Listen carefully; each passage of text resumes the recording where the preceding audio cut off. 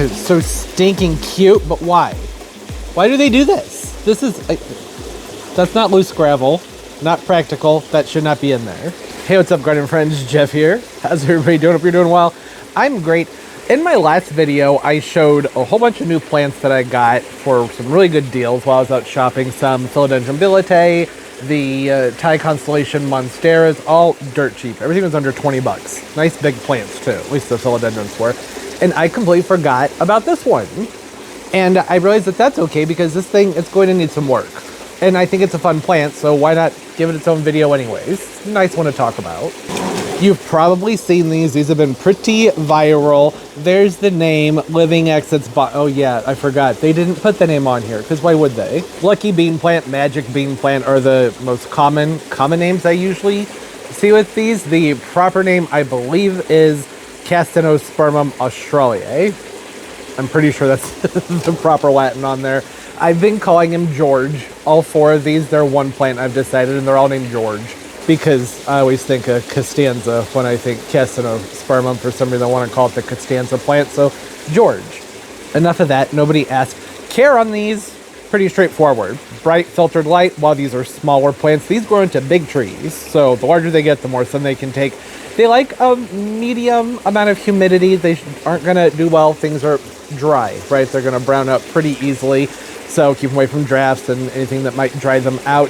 They like their soil to stay consistently moist. Again, I told you, pretty straightforward houseplant stuff here. Fertilize on a monthly basis with whatever your fertilizer says to do with that. Their roots aren't particularly tender to fertilizing. It is usually a good idea if you're growing these from the seed. It's a big round seed, and you can see what it does here. Pops open, whole plant shoots out. To probably wait for them to go up and put a leaf or so on before you fertilize them. The seed has energy in there. Go ahead and let it do some growing before you dive with the fertilizer. And then, yeah, I already talked about the light. You can adjust these to more light. They do fine with most indoor lighting. South-southwest facing window. Should be fine for them. Did I say southwest?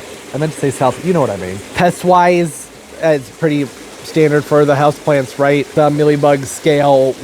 I don't know about whitefly. I've never seen that on any of the ones that I've grown before.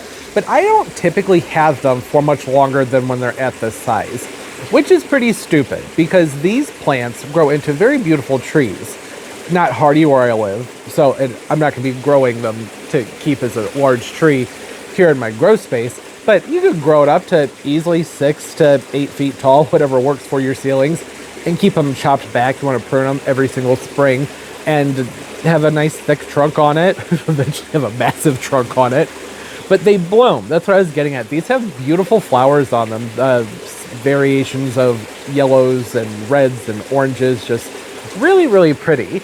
A nice looking plant that do okay inside. The main thing is you keep them consistently moist. They really don't like to dry out for very long. Also should mention they do not want to sit in standing water. That's it. Again, standard houseplant stuff. I think I've said that enough there. Last thing to note is they are considered toxic, so be careful with these plants or on curious mouths. You may notice my beans are all wrinkled up. Big wrinkly beans down here. This plant is thirsty. I have been apprehensive to water this because there's no drainage in this container. I don't understand why. That's a stupid thing to do, to not put any drainage in the pot and make it so that it's not in a cash pot. I assumed when I bought this I could lift this out and water it, but I think I was wrong. So yeah, I've just been apprehensive to give this plant much water because there's no hole in the bottom. I've been watering it very lightly. I've had this for about a month now, and I think it's time to go ahead and just fix this thing up, get this glued in tacky stuff off of here, probably that moss, and get a hole in the bottom of this container. Oh, if you haven't figured it out, I'm done with the care stuff. I'm gonna move on to just trying to fix up the pottery now. So a lot of companies do this. I understand that to top dress a container that's going to be shipped around, you need to adhere the gravel or it's going to go everywhere. I get it, but I think it's stupid because plants need air. I do enjoy how this looks. Aesthetically, I'm all about it. I like the contrast between the gravel and the moss and the split open bean pods, seed pods here. But like I said, it's just not practical. And I think that what I was seeing when I bought this is just the little divot in the actual pottery itself. I could have sworn there was a black square pot in here that I could lift out. but nothing's coming out. So I guess I'm gonna pull the moss out. Get the moss out of there. I don't hate it, like I mentioned. I think it actually looks kind of nice, but I need to be able to get in here and underneath that gravel to try and get it out, right? I'm gonna have to try and go in from underneath to just try and lift it all out as one piece. I think that's the only way I can do this. Okay. I think a flathead screwdriver would work better for this, but I'm surrounded by lights, forgot to grab one, so I'm just gonna try and get underneath this with some scissors. I tried using my fingers and it wasn't working. Also gonna try to be very careful to not, I don't want to mess up the beans either. Those seed pods, I don't want to mess them up. Let me do the fingers first, see if we can get in there. Okay, I think it'll peel up. Yeah, that's coming up. There we go. Oh, thank goodness. Gosh, that was bugging me. Glad to have that out of there. Doesn't even look like I'm going to need to top dress that with any soil. It's actually kind of cool to have a look, to be able to get to see in here of how this works with these magic bean plants, lucky bean plants. You can see where that seed split open. First root went down, and the plant started going up. Neat, right? I think that's really interesting. I'm going to take another moment to soak it in, get a good look before I fill it in with gravel or moss, or I really don't know what I'm going to do. Because first, I need to get a hole in the bottom of this pot. I have not tried drilling a hole inside of a pot that already has a plant in it. But, what else am I supposed to do? I'm not going to try and pull these out. I don't think that would go very well. I think it'd be better to just... But then the plug, when I drill it, isn't that just going to get stuck in the bottom? Right? If I drill it, I don't think it's going to... I don't know what to do. Okay, you know what? I think maybe I should go ahead and try and just remove the plant. So I was thinking about it. If I'm trying to hold this upside down with one hand and drill it at this, it's just not going to work. So I should probably explain some more. These diamond bits right here, you have to have water running through them for them to work properly and to not destroy your expensive drill bit. These things, they're not cheap. So I'm gonna go ahead and try and take this out. I haven't planted, I don't know what I'm gonna do with it. All these years on this channel, I have always preached, don't do anything with the dehydrated plant but water it. And here I am, trying to unpot my poor desiccated George. But I think it's gonna be okay. Oh look, they still have the form from their pots where they're being sprouted. That's a good thing. So not much damage was done to these roots by pulling them out. Very thirsty. I need to get this done quickly. Oh, one thing I will say, for a commercial potting mix, this isn't too bad. Look at that. Got a lot of bark chunk in it, a whole bunch of sand. Can you see all the sand? That's pretty good stuff. Fairly well drained mix. Is it consistent all the way through? Looks like it. I don't hate it. That's rare for me. Usually the commercial mixes are just pretty blech, you know, just peat, not much else to it. This isn't bad. Okay, and the only pot I have nearby to shake this off into is full of holes, so probably gonna get some soil on the table. And it's pretty small, but gotta make it work. Get that soil out of there and get this thing flipped upside down and get some drainage in it. So dumb. Why not put drainage in these containers? I do not understand. Just setting people up for disaster. There we go. See, that's gonna be much better. That's something I can work with. I can turn this upside down without getting soil and water all over the place. Well, no, there will be water all over the place because, like I said, you have to have water running through these things when you drill them up. Otherwise, we talked about that, right? Yeah, don't want to destroy the bed. I'm not sure why I set everybody up. I don't know why. Why did I put you on the tripod for this? It's going to be way too loud.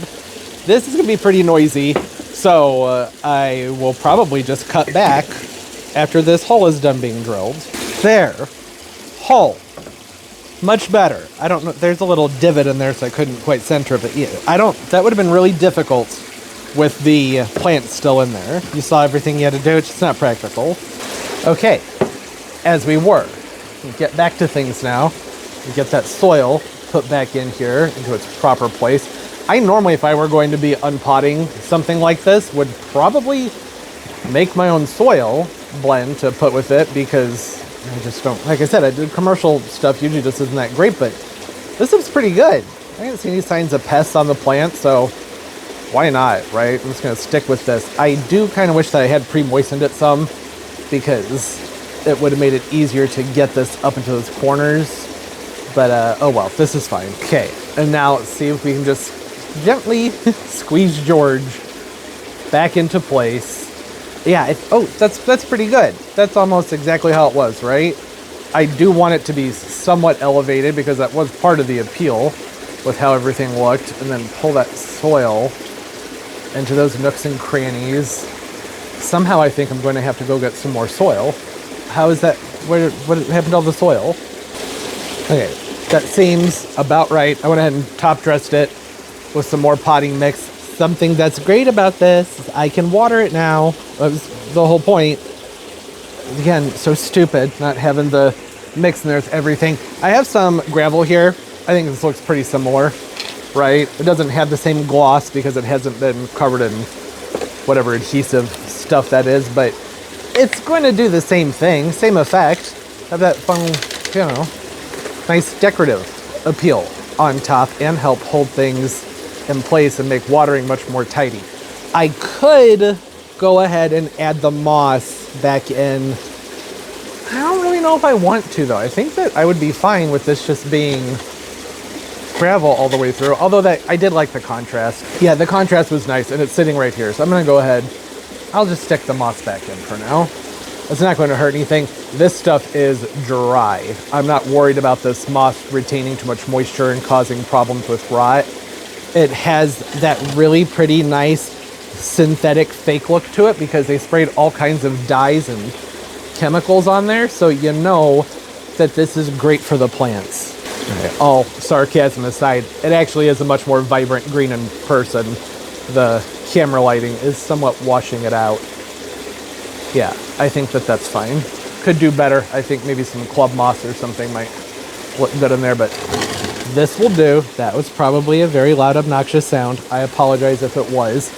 Now, for the part the plant's been waiting for, water. This poor thing has been getting so underwatered because I've been so paranoid, right? You get paranoid when there's no drainage holes in the bottom of your container.